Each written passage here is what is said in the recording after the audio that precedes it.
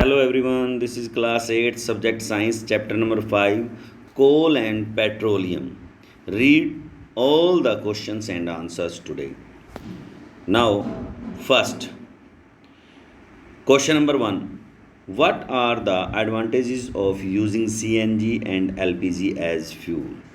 Fuel के रूप में, ईंधन के रूप में घर में जब हम यूज़ करते हैं या गाड़ियों में यूज़ करते हैं तेल वगैरह, या घर में हम यूज़ करते हैं एलपीजी, ईंधन के रूप में सीएनजी और एलपीजी के लाभ बताएं। Answer 1. The advantage of using CNG and LPG as fuel are first, they are used as non polluting fuel to transport vehicle. Non polluting fuel, इन दोनों में ही किसी प्रकार का पोल्यूशन नहीं होता। Second, LPG and CNG both are easy to store and transport. You know very well, in cylinders very easy to store. Next, CNG is used for power generation, और CNG को हम यूज़ करते हैं power generate करने में, electricity generate करने में। Next, these fuels have more energy per unit volume, और ये बहुत ज़्यादा एनर्जी वाले फ्यूल्स हैं पर यूनिट वॉल्यूम के according. LPG can be use directly for burning in homes and factories. LPG को हम डायरेक्टली यूज़ करते हैं अपने होम्स में। LPG सिलेंडर आप हर एक के घर में होता है लगभग, और फैक्ट्रीज़ में। Next, these are easily available and have affordable cost. बड़ी आसानी से मिल जाता है और इसकी कॉस्ट भी लगभग ठीक ही है। Next, LPG and CNG have virtually no ash particles left after burning, यानी कि जैसे जलने पे बहुत सारे ईंधन हैं, बाद में ऐश वगैरह छोड़ देते हैं। ऐश होती है राख, नॉर्मली हम जो बोलते हैं, छोड़ देते हैं, तो ऐसा इस पे इनमें कुछ नहीं बचता। नेक्स्ट में आप आएंगे क्वेश्चन नंबर 2। क्वेश्चन नंबर 2 में name the petroleum product use for surfacing है रोड्स को सरफेसिंग करने के लिए तो हम यूज़ करते हैं bitumen. Is petroleum product used for surfacing of roads. Question number 3, describe how coal is formed from dead vegetation. कैसे बनता है ये? What is this process called, इस प्रोसेस को क्या कहते हैं? Answer number 3, about 300 million years ago, 300 साल पहले, 300 मिलियन साल पहले, the earth had dense forest in low lying waterland areas due to natural processes like flooding. These process forests got buried under the soil, soil के अंदर जल गए। As more soil deposit over them, जैसे जैसे इनके ऊपर time बीतता गया वैसे वैसे इनके ऊपर परत चढ़ती चलेगी मिट्टी की। दे वर कंप्रेस्ड, ये दबते चले गए। The temperature also rose as they sink deeper and deeper, जैसे जैसे ये गहरे जाते गए मिट्टी में वैसे ही इनको टेम्परेचर महसूस ज़्यादा होने लगा। Under high pressure and high temperature dead plants got slowly converted to coal, और धीरे धीरे किस में बदल गए?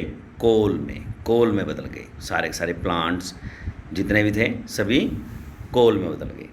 As coal contain mainly carbon, the slow process of conversion of dead vegetation into coal is called carbonisation. इसको हम क्या बोलते हैं? Carbonisation. Next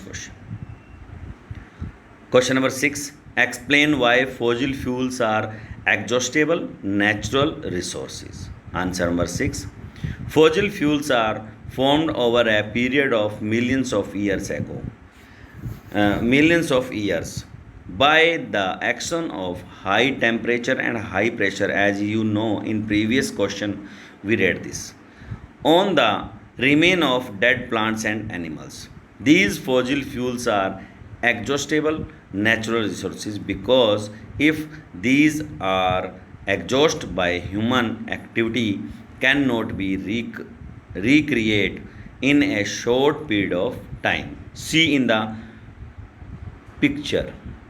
Resources, discovery, excretion, combustion, pollution. But pollution to resources, no any connections. That is why exhaustible natural resources exhaust one time or used one time, gone forever. Next question. Question number 7. Describe characteristics and use of coke. Coke के characteristics बताने हैं और इसके use भी बताने हैं. Answer number 7. Coke is a tough, porous and black substance. Tough बहुत ज़्यादा घना और गहरा और छूने पे बहुत ज़्यादा हार्ड और लचीला भी है, हल्का सा. पोरस सब्सटेंस, ब्लैक सब्सटेंस है. It is produced by destructive distillation of coal. Coal के डिस्ट्रक्टिव डिस्टिलेशन से हमें ये प्राप्त होता है. पाउडर फॉर्म में होता है और इसके बीच में छिद्र भी होते हैं और टफ भी इतना होता है, मारो तो पत्थर जैसा लगता है. Now uses. First, it is an almost pure form of carbon. ये प्योर कार्बन की प्योर फॉर्म होती है. It is used as domestic as well as an industrial fuel. इसको घर में भी यूज़ कर सकते हैं हम और इंडस्ट्री में भी यूज़ कर सकते हैं. घर में कब यूज़ करते हैं? मैक्सिमम जब भी घर में कोई ब्याह शादी पार्टी का प्रोग्राम होता है तो वहाँ पर हलवाई अलग से बुलाया जाता है, तो वो इसको हलवाई की भट्ठी जो होती हैं उनमें यूज़ करते हैं. Next, it is used in the manufacture of steel. और स्टील के मैन्युफैक्चर करते समय भी इसका यूज़ किया जाता है. इट गिव्स लिटल और नो स्मोक. ये या तो बहुत कम या स्मोक होता ही नहीं इसमें. It is used for excretion of metals. और ये मेटल के एक्सट्रैक्शंस में भी यूज़ होता है. एक्सट्रैक्शंस होते हैं मेटल्स को उसके ओर से अलग करना. और यानी कि जो हमें नेचुरल वे से मिलती हैं उन में से इम्प्योरिटीज़ हटा के और मेटल को रिकवर करना, उसमें काम में आती है. It can be use to make fuel gases. और फ्यूल गैसेस बनाने में भी इसका यूज होता है. Coal, solid liquid gas, coke, coal tar and coal gas used to make iron and other metals. Okay, next question number 8. Explain the process of formation of petroleum. पहले हमने पढ़ा था कोल का फॉर्मेशन, कार्बनाइजेशन जिसे हम बोलते थे. अब हम पढ़ रहे हैं पेट्रोलियम का formation. Answer number 8. Petroleum was formed from organisms living in the sea. As these organisms died, their bodies settled down at the bottom of the sea and got covered with sand and clay. The absence of air, high pressure and high temperature for over millions of years transferred the dead organism into petroleum and natural gas. The petroleum deposits are usually found mixed with salt water. The petroleum is lighter than salt and hence float over it. See some pictures and video. Formation of petroleum. Let us study the formation of petroleum. Petroleum was formed from organisms living in the sea. It was formed by a complex process. As these organisms died, their bodies settled at the bottom of the sea and got covered with layers of sand and clay. Over millions of years, absence of air, high temperature, and high pressure transformed the dead organism into petroleum and natural gas.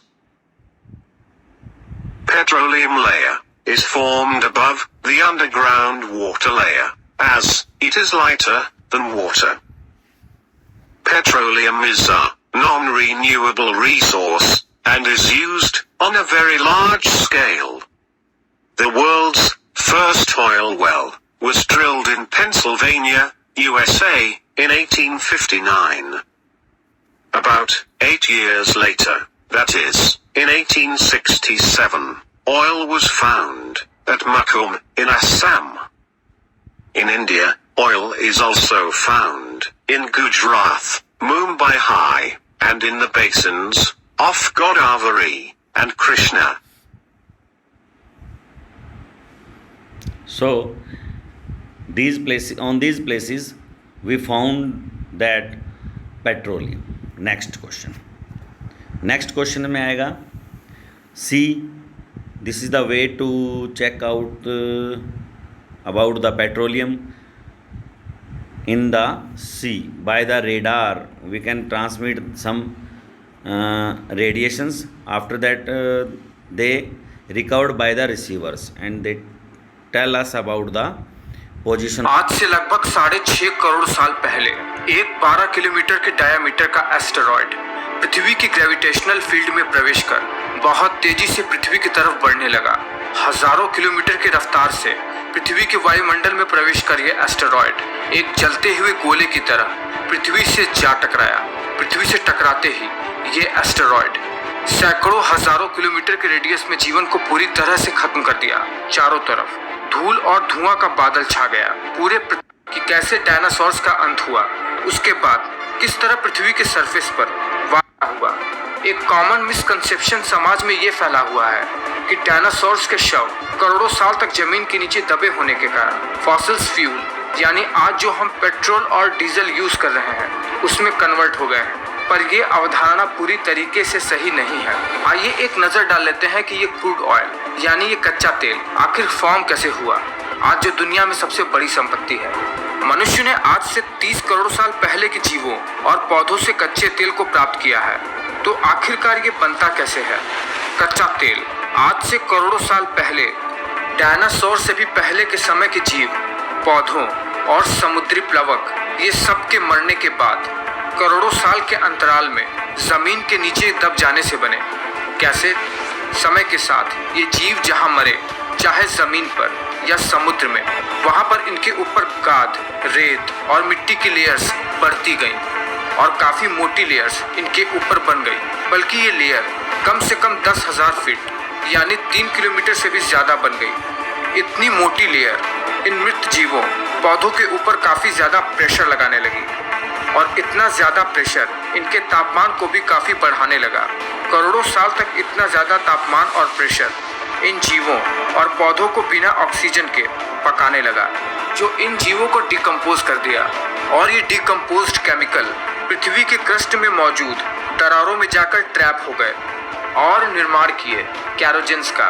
ये कैरोजेंस हजारों करोड़ों साल तक इन दरारों में रहने के कारण लगातार हीट और प्रेशर को सहन करते करते हाइड्रोकार्बन के चेन में कन्वर्ट हो गए और बन गए फॉसिल्स फ्यूल में, वो पेट्रोल और डीजल जो आज हम यूज करते हैं।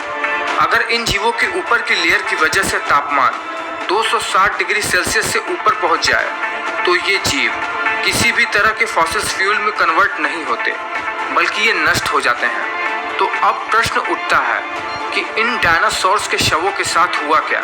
अगर ये कच्चे तेल में कन्वर्ट नहीं हुए तो इनके साथ आखिरकार हुआ क्या इनके मरने के बाद? Dinosaurs okay, this much. Next हम आज से लगभग last question number 9. The following table shows the total power storage in India from 1991 to 1997. Shows the data in the form of a graph. Plots shortage